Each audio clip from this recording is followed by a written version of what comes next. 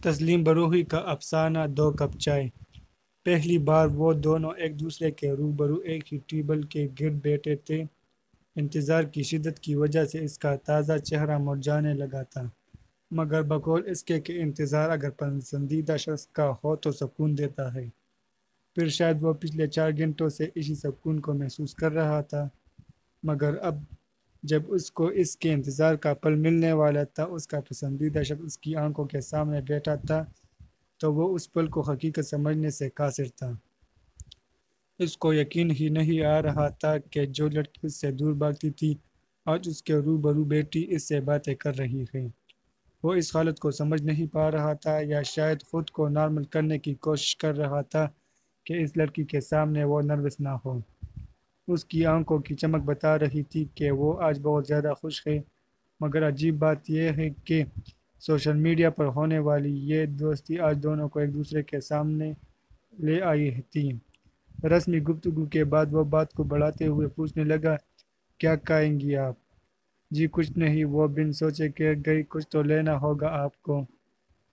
ایسے کیسے کچھ نہیں، وہ اپنے دلکش انداز میں کہنے لگا، اچھا ایسا کرتے ہیں، کھانا منگواتے ہیں۔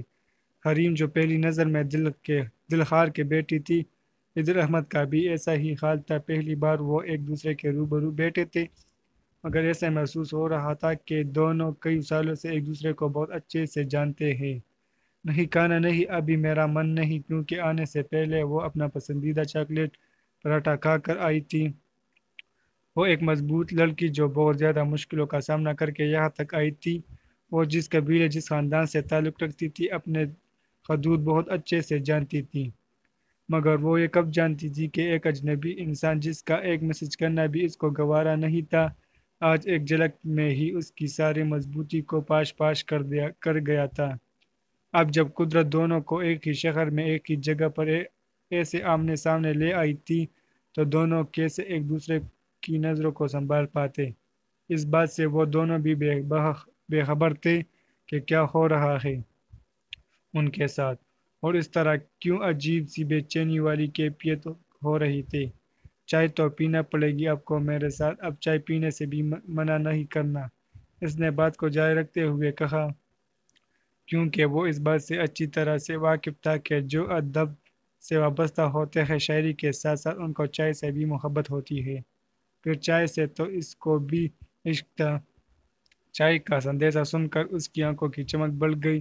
جی چائے ٹھیک ہے، اس نے مسکرا کر کہا۔ احمد نے چائے کا آرڈر دیا، یہ میری کچھ کتابیں آپ کی نظر کرنا چاہتا ہوں، واہ یہ میرے لیے ہے۔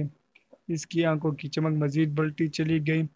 حریم نے خوش ہوتے ہوئے شکریہ ادا کیا اور کتاب پر سگنیچر کرنے کو کہا، جس پر احمد نے دھیما سا مسکرا کر کتاب پر سگنیچر کر دیا۔ کچھ دیر ٹھہر کے احمد نے کوٹ کی جیب میں ہاتھ ڈالا اور ایک لکھا ہوا پرچہ اس کے سامنے لہراتے ہوئے رکھ اور کہا، یہ چٹھی بھی آپ کے لیے ہے۔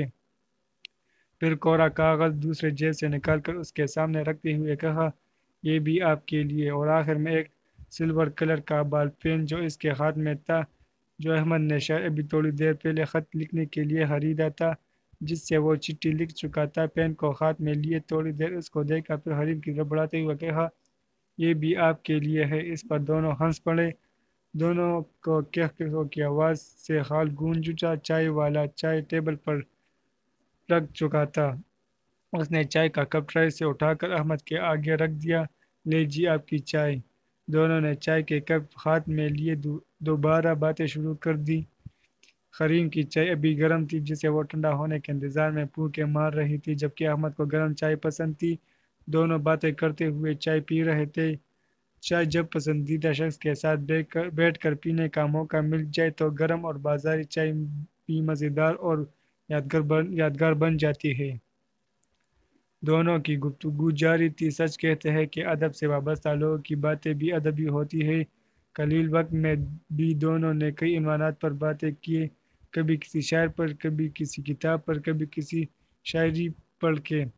چائے ختم ہو چکی لیکن باتیں جاری تھی۔ ابھی جاننا چاہیے مجھے، حریم نے جیسے ملاقات کا اختتام کرنا چاہا۔ اس کی بات سن کر احمد کی جیسے سانسیں رک گئی، جس پر احمد نے دبے سے لہجے میں کہا، ایک کپ اور چائے ہو جائے؟ اس نے بنا کچھ سوچے جلدی ہی جلد میں کہہ دیا۔ حریم اس کو دیکھ کر منع نہیں کرنے کے بجائے اس بات میں سر ہلاتے ہوئے مسکرانے لگی، کیونکہ وہ اچھی طرح سے جانتی تھی کہ احمد نے چائے کا دوسرا کپ اس لیے نہیں منگوایا کہ حریم کو چائے پسند ہے، بلکہ اس نے اس لیے منگوایا ہے کہ تھوڑی دیر اور حریم کو اپنے سامنے ایسا ہی دیکھنا چاہتا تھا۔ چائے آ گئی، پھر سے باتوں کا وہ سلسلہ ایسے ہی شروع ہو گیا۔ حریم خاموشی سے اس کو بس دیکھتے ہی جا رہی تھی اور وہ اس کی نظر سے باخبر اپنی باتیں کرتا جا رہا تھا۔ اچانک اس نے حریم کی نگاہ پکڑ لی اور وہیں پر خاموش ہو گیا۔ ویسے کیوں دیکھ رہی ہے آپ؟ اس نے سوال کیا۔ کچھ نہیں، ایسے ہی۔ حریم نے کچھ چھپانے کی ناکام کوشش کی اور احمد جو اس کو دیکھ کر حیران تھا وہ مسکرا کر آنکھیں بند کر کے ہورن کاٹنے لگا۔ چائے کا دوسرا کپ بھی اب ختم ہو چکا تھا، مگر باتیں ابھی ختم نہیں ہوئی تھی۔ پھر احمد ان باتوں کو ختم کرنا نہیں چاہتا تھا، لیکن جو آتا ہے اس کو جانا بھی ہوتا ہے۔ ان دونوں کی ملاقات ایک یادگار پل بن کر رہ گئی، پر وہ دو کپ چائے اب ان دونوں کی زندگی میں ایک خوبصورت یادگار بن کے دل کے کونے ورق پر ہمیشہ کے لیے لکھی جا چکی تھی۔